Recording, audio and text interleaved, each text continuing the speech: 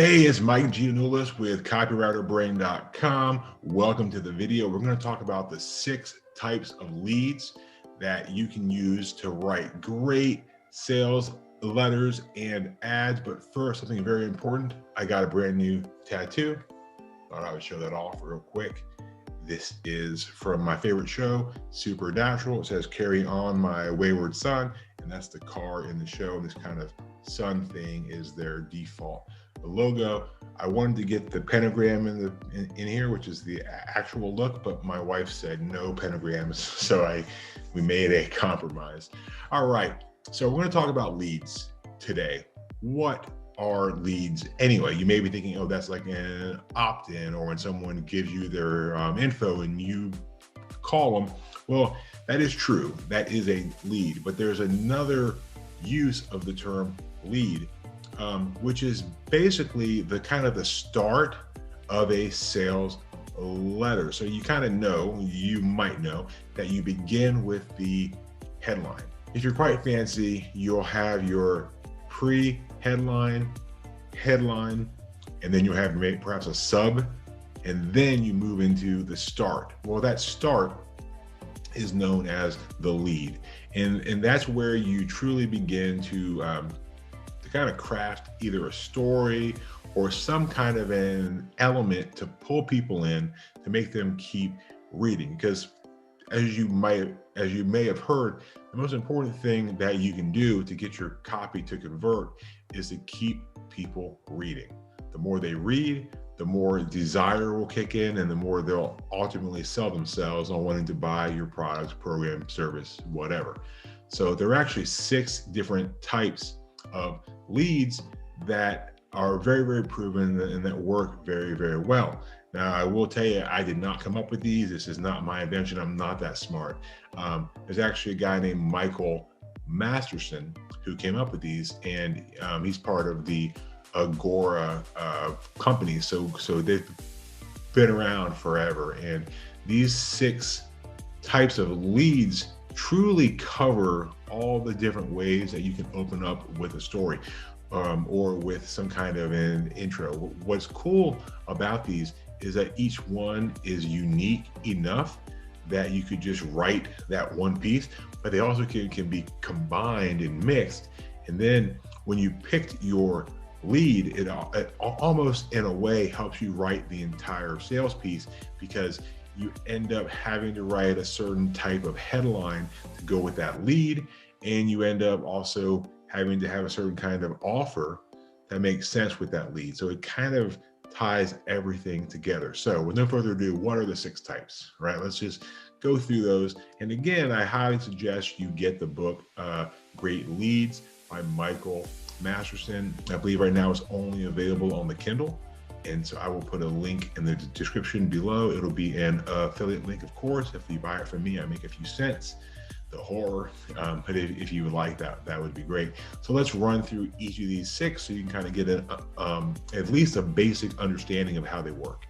So number 1, the most obvious one, is known as the offer lead. It's the one that you're going to probably see the most. And this is like the direct approach to the lead, okay? And oftentimes you're going to use the offer lead for people that already know who you are. So if you're talking to existing customers, you're talking to people that are sort of way down on what we call like the sales funnel path. They've been around, they already know you, they like you, they trust you. By that point, you can just kind of say, hey, here's what I got. Frank Kern has a great thing he says where he's like, here's what I got, here's what it does, here's how to buy it. Right? I call that just the facts, ma'am. This is the fact that you don't need to throw in a hook. You don't need to pull them in. If you're doing like e-com stores or those type of ads, these are people that have already clicked. They probably already bought. They already know your store. Maybe they were at the checkout, but they didn't quite buy. Many times you can use within an offer lead price. So this is a great thing if you're going to run a special or a deal or a coupon code. You can just lead with that. So it could be like, save 20% now on your order, here's how. say, hey, in honor of Flag Day, we're going to be offering 20% off. You can just move right into the offer. So that's why it's called the offer lead, because you're getting right to the main point. You're just going to jump in and you're going to do it. The second type is known as the promise lead. Ooh, sounds fun, right? And this is basically just, it means to lead with the biggest benefit possible that your product or your service offers. And again, you want to make sure that that offer or that benefit is compliant and that it's real and that it's true and that it can actually help people if they put it into practice. So an example here in like the weight loss niche would be like, who else wants to shed 15 pounds in the next 3 months using my tried and true, fat burn method? Okay, that's not that good, but I just gotta give you the idea there, right? You want to look for something that's a big benefit. So in this case, it would be the weight loss, right? That's the big thing that they want. And you're gonna show them throughout the piece how your product helps them get there. And what you do there is you would, if that was the headline, then the lead would go on and on about that promise. So you would talk about 15 pounds of ugly fat melting off your body. What would it be like? And you kind of hit and hit and hit again that benefit. So this is a very positive piece. It's more about the promise. Now, the third type of lead, which is kind of a switching point here, we're going to sort of change it up here, and that is the problem solution lead. Okay. Now, that is, again, that's the opposite, right? So what does that mean? This is focusing instead on the problem. So, and I don't really like these as much because they've become more negative, but they also work extremely well. So there's that trade-off between compliance, ethics, and it actually works. And if you believe that your product is so important that you want to get it in the hands of more people, but you want to be careful with the types of problems that you push, and don't push them too hard so that they feel so bad they don't do anything. So instead of starting with the product as you would with an offer lead, instead you would start with a problem. Okay, so there'll be this problem that you're going to basically focus on. So you would say something like, are you tired of struggling with stubborn fat around the midsection? Finally, there's an answer. Okay, so you see there, we call out the problem, but we also began to hint that there's a solution. Because you don't want them to have no hope. You want this to be a new hope for them, something new that they can find that perhaps they didn't know about before. So you use the problem because that's what they're most aware of, right? Their awareness is really at the point of their problem. So especially things that cause pain, arthritis, all those kind of things, it's very easy to call out the pain because they're obviously feeling that pain. And your job then is to iterate on the pain, to explain it and talk in a way that they would talk like, and explain what that problem is like. That's how you open with a great problem solution lead, is going on and on about the problem so they can relate to you and go, wow, that's me. They really understand me. If they can understand the problem that well, then odds are they understand the solution that well. And that's the magic that makes that happen. All right, and then we move on to the big secret lead. Now, this is one that I think is sort of going out of style in the sense that it's very hard to pull off if you ever want to run any kind of paid traffic. They just don't like these kind, but they're the most fun to write, which is kind of the sad part. And the big secret lead is where you basically never quite reveal what you're talking about. You kind of talk about this thing, maybe you give it a unique name, but you don't really say what it is. So as you can see, if you're going to write ads for like Facebook, Google, any of those guys, they want to know, they require that you disclose what it is you're going to sell, what's the price, how does it work, all those things. So this is one that you can more or less weave in elements. So you could have sort of secret elements to your process that perhaps you don't reveal, but you do have to reveal more about what it is. One of the kind of ways that this one is still used quite a bit is with all these like stock picking companies.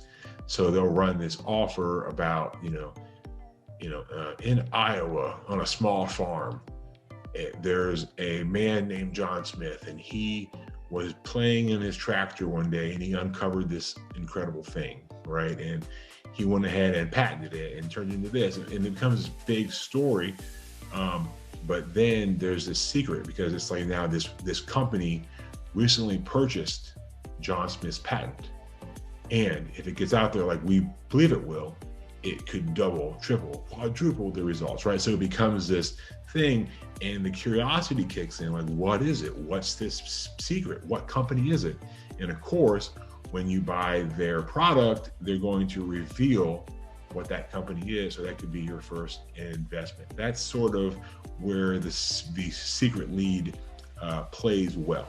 Again, I don't really love this one anymore, because I think like these days, the audience, they just want to know what it is. Like, what am I going to buy? Do I care? So, all right, let's go on here. Number 5, the Proclamation Lead. This is a great one when you want to just disarm the reader with some kind of a startling fact or some shocking detail.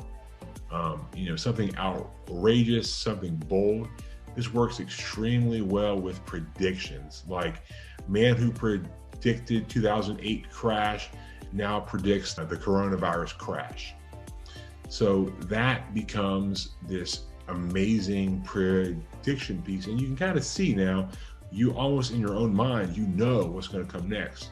You have to say, in 2008, everyone said he was crazy. He was called insane, a kook, a madman. But guess what? He was right. And now, in 2021, he's predicting this.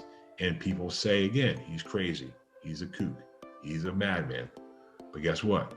Odds are he'll be right again. And then you move in and you see how that's pulling you in, building up the curiosity. So if there's a cool fact or stat that you uncover in your research, then feel free to throw that in there, right? Just throw it in, and you'll probably get a lot of attention, which then you can translate into sales if you do a good job throughout the rest of the sales piece.